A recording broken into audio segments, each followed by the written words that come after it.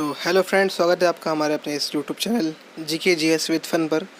तो आज हम बात करेंगे कक्षा 11 नागरिक शास्त्र यानी सिविक्स के मोस्ट इम्पोर्टेंट क्वेश्चन और आंसर की, जो कि आपके हाफ ईयरली और एनुअली एग्ज़ाम में आ सकते हैं। देखिए, पहला यहाँ पर क्वेश्चन है, नीति निर्देशक तत्वों के अर्थ को स्पष्ट कीजिए। ये क्वेश्चन हमेशा जो है पूछा जाता है और ये आपके पार्ट 3 का है प्रश्न है। तो देखिए, जैसे कि आप जानते हैं कि हमारे भारतीय संविधान में तू समझा? हाँ। नहीं, तू समझा नहीं। जैसा कि आप जानते हैं, हमारे भारतीय संविधान में नीति निर्देशक तत्वों का उल्लेख इसलिए किया गया है कि ताकि भारत को एक कल्याणकारी राज्य बनाया जा सके।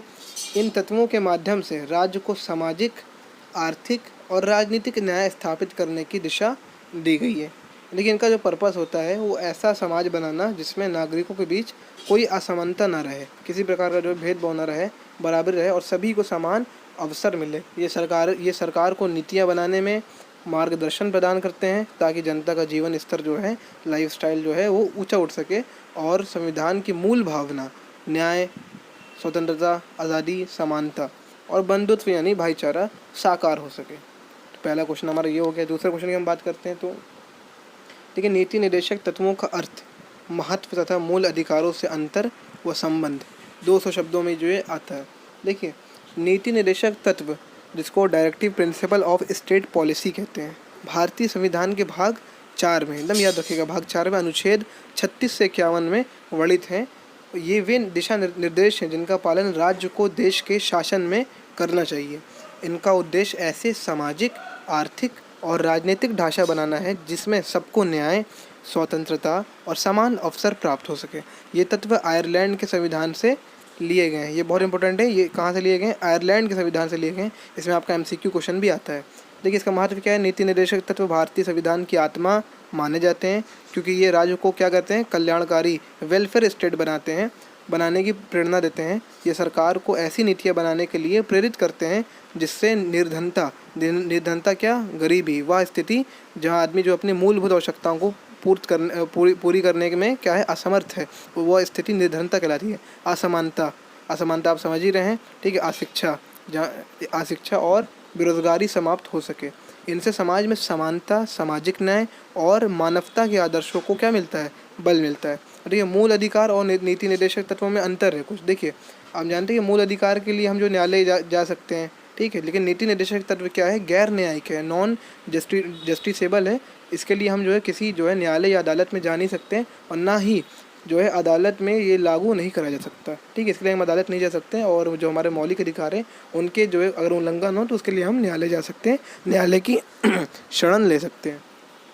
संबंध, देखिए, दोनों को उद्देश्य नागरिकों को क्या है, मौलिक अधिकार की बात करें या नीति निर्देशक तत्वों की बात करें, दोनों का संबंध जो है नागरिकों का कल्याण है और सामाजिक न्याय स्थापित करना है।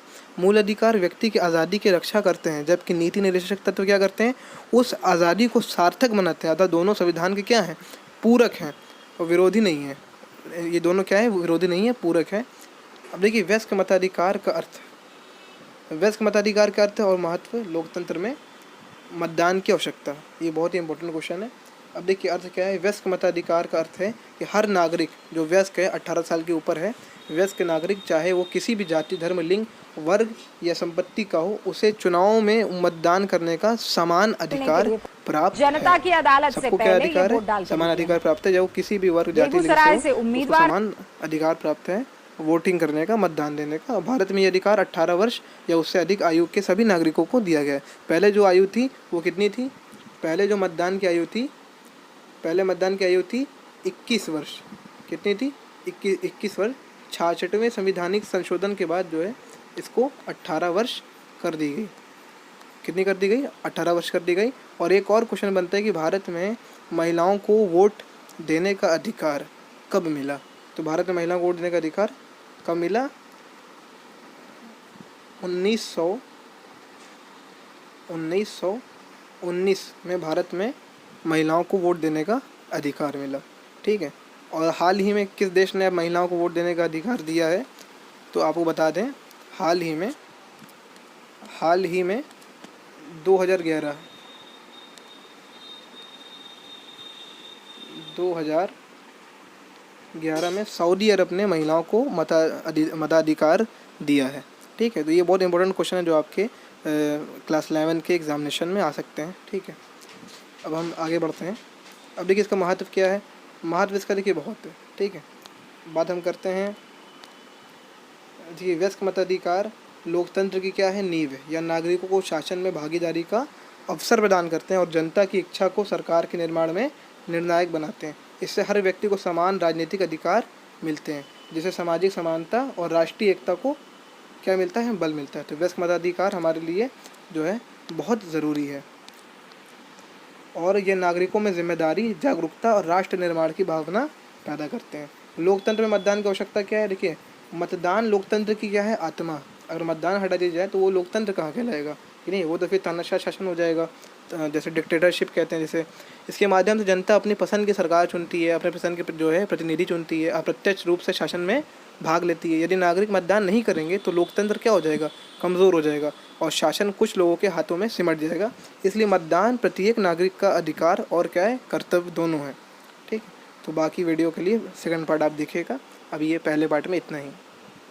वीडियो अच्छा लगा तो चैनल को लाइक करें, सब्सक्राइब करें और शेयर करना अपने दोस्तों के साथ मत भूलें।